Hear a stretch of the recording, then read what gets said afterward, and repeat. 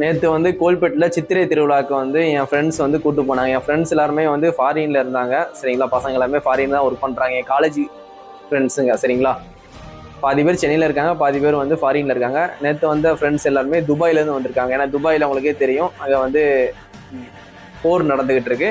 அதனால அந்த இஷ்யூனால வந்து பசங்க வந்து ஊருக்கு வந்துட்டாங்க சேஃபா. என்னோட காலேஜ் மேட் தான் அவங்க. வந்து நேற்று வந்து திருவிழாவுக்கு போகலான்னு சொல்லிட்டு சித்திரை திருவிழாவுக்கு நேற்று நான் போயிருந்தேன். போயிட்டு இருக்கும்போது அந்த பசங்க ஊரில் இப்போதான் ஊருக்கு வந்தாங்க என் பசங்க. அதனால என்னடா பிரச்சனை அவன் கடையில் அப்படின்னு கேட்டாங்க. இந்த மாதிரி வந்து கடை பேனர் ரிமூவ் பண்ணும்போது இந்த மாதிரி நான் வந்து எமோஷ்னலாக 2 வார்த்தை பேசிட்டேன், அது பெரிய இஷ்யூவாக ஆயிடுச்சு, அது ஒரு ட்ராபேக் ஆயிடுச்சு. நான் பேசுனது ஒன்று, ஆனால் மீடியாவில் வந்தது ஒன்று, வேற மாதிரி கட் பண்ணி ஜாயின் பண்ணி கோல்பேட்டில் ஏதோ ஒரு மூதேவி வந்து போட்டு விட்டுருச்சு அப்படின்னு சொல்லி என் ஃப்ரெண்ட்ஸ் கிட்ட பேசிகிட்டு இருந்தேன். அதுக்கப்புறம் சித்திரை திருவிழாவுக்கு வந்து நேற்று நாங்கள் போகும்போது எல்லாருமே வந்து நீங்கள் தானே தளபதி மொபைல்ஸு அப்படின்னு நிறைய பேர் வந்து கேட்டாங்க.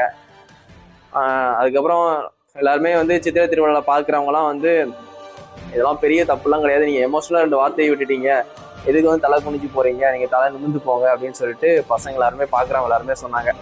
இதெல்லாம் வந்து பெரிய விஷயமே கிடையாது, எலெக்ஷன் டைமில் இந்த மாதிரி பண்ணிட்டாங்க, எதுவும் ஃபீல் பண்ணாதீங்க அப்படின்னு சொல்லிட்டு நிறைய பேர் வந்து கோல்பேட்டில் பார்க்குறவங்க எல்லாருமே சொன்னாங்க. இருந்தாலும் எல்லாருமே கோல்பேட்டில் பார்க்குறவங்க எல்லாருமே வந்து நீங்கள் தானே டிவியில் வந்தீங்க, நீங்கள் தானே பேப்பரில் வந்தீங்க அப்படின்ட்டு சொல்லும் போது ஒரு மாதிரியாக இருந்துச்சு. ஏன்னா தான் நம்ம ஃபேஸை கவர் பண்ணிட்டு போட்டாலும் நானுன்னு ஈஸியாக ஐடென்டிஃபை பண்ணிடுறாங்க. இப்போ என் கூட பழகுறவங்களுக்கு நான் மாஸ்க் போட்டு பேசினாலும் நானுன்னு தெரியும், என் கஸ்டமருக்கு தெரியும், என்னை பார்த்தவங்களுக்கு தெரியும், நேரில் பார்த்தவங்களுக்கு. ஆனால் என்னை பார்க்காதவங்க கூட வந்து ஈஸியாக வந்து கண்டுபிடிச்சிடுறாங்க, நீங்கள் தானே வீடியோவில் வந்து வந்தீங்க அப்படின்ட்டு. அதனால தான் நான் மாஸ்க் போட்டே பேசுகிறேன். இந்த மாதிரி வந்து மாஸ்க் இல்லாமல் பேசினா ஏதாவது ஒரு வீடியோ வந்து தப்பாக ஏதாவது லீக் ஆகிடுச்சுன்னா, தப்பாக வந்து சோசியல் மீடியாவில் வந்தாலும் நம்ம மாஸ்க் போட்டு தானே பேசுகிறோம், அதனால் நம்ம ஃபேஸ் யாருக்கும் தெரியாதுல்ல அப்படின்னா மாஸ்க் போட்டே பேசுகிறேன்.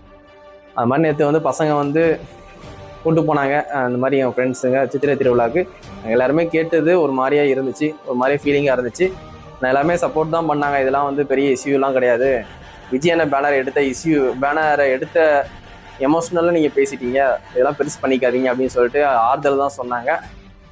சரி, எல்லாருமே வந்து நீங்கள் தமிழ் புத்தாண்டு வந்து கொண்டாடிக்கிட்டு இருப்பீங்க. கண்டிப்பாக எல்லாருமே வந்து ரொம்ப ஹாப்பியாக வந்து செலிப்ரேஷன் பண்ணுங்கள். சரிங்களா, எல்லாருக்கும் வந்து தளபதி மொபைல் சார்பாக தமிழ் புத்தாண்டு வாழ்த்துக்களை தெரிவிச்சுக்கிறேன்.